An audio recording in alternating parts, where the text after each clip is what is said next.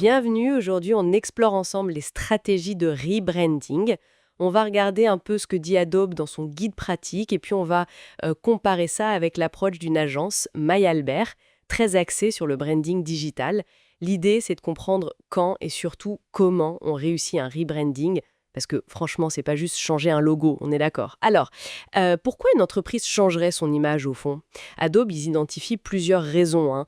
Suivre l'ère du temps, refléter une nouvelle mission, de nouvelles valeurs peut-être? Oui, ou s'adapter à un nouveau public cible, ou même après une fusion-acquisition, ça arrive souvent. Ah oui, ça redéfinit tout. Exactement.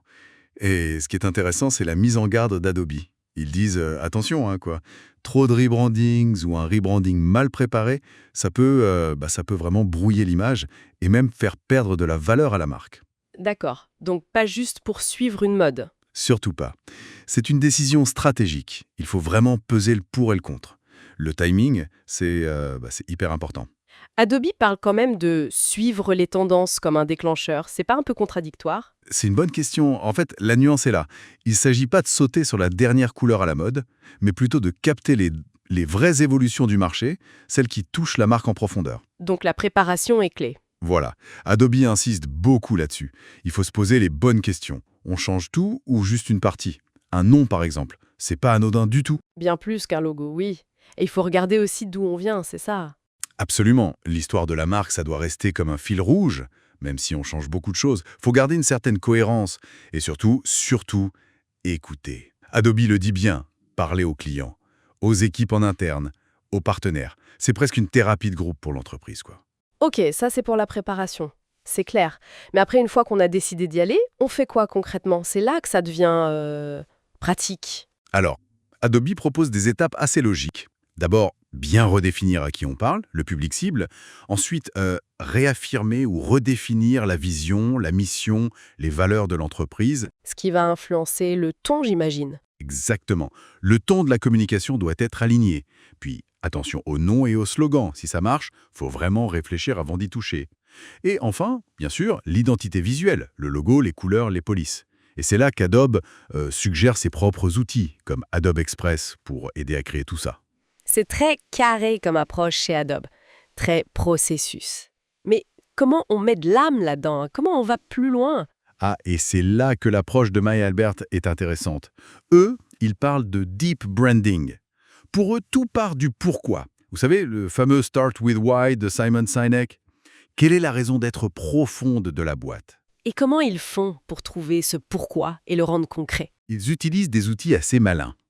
Par exemple, les archétypes, les 12 grandes personnalités un peu universelles.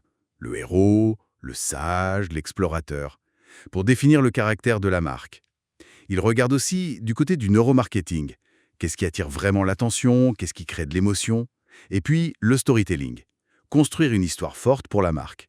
Ils citent même Harry Potter ou Star Wars comme exemple de structure narrative qui marche. D'accord, donc MyAlbert, ils construisent d'abord toute la base narrative, le message clé, la signature, les valeurs, l'histoire unique. C'est exactement ça, c'est la fondation. Et seulement après, on passe au design, ce qu'ils appellent le corporate design.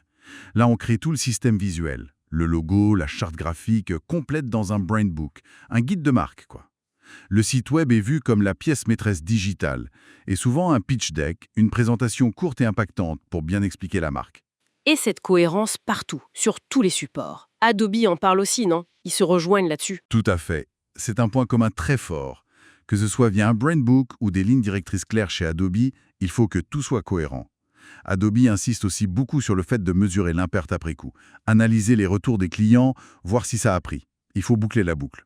Bon, alors si on essaye de résumer tout ça. Un rebranding réussi, c'est un peu un mélange de... C'est ça, c'est d'une part la stratégie simple, le bon moment, la bonne ampleur, ça c'est plutôt la perspective Adobe, et d'autre part le travail sur le fond, l'identité, le récit, l'âme de la marque. Ça c'est plus l'approche deep branding de MyAlbert. Et puis au milieu de tout ça, il faut une communication impeccable, une cohérence parfaite et toujours écouter les retours. Si c'est bien fait, c'est vraiment un outil puissant pour grandir et fidéliser. On voit bien que repenser sa marque, c'est vraiment un exercice qui demande à la fois une vision stratégique et une vraie plongée dans son identité. Les approches d'Adobe et de MyAlbert nous le montrent bien. Oui, et peut-être une dernière question à laisser en suspens. On a beaucoup parlé de l'image externe, de ce qu'on projette, mais comment on s'assure que la culture interne, que les équipes suivent, qu'elles incarnent vraiment cette nouvelle image au quotidien, pour que ce soit authentique, quoi.